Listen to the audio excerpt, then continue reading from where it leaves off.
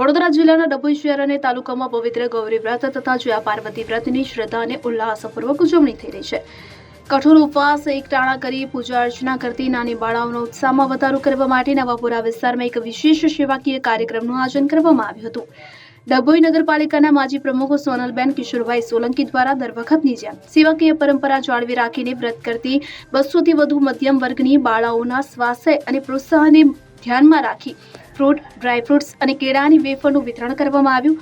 તહેવારોમાં જરૂરિયાતમંદ પરિવારના બાળકોને ઉપયોગી ઉપહાર આપી ખુશીઓ વહેંચવાની સોનલબેન સોલંકીની આ સરાહનીય પહેલથી સ્થાનિક બાળાઓ અને ગ્રામજનોમાં ભારે આનંદ વ્યાપ્યો છે. ફકીરા ખત્રી સાથે ડભોઈ. હવે જુઓ દેશ દુનિયાની તમામ ખબરો તમારી આંગળીના ટેરવે. ઉઠાવો મોબાઈલ અને Google Play Store પરથી ડાઉનલોડ કરો અમારી CN24 ન્યૂઝ મોબાઈલ એપ.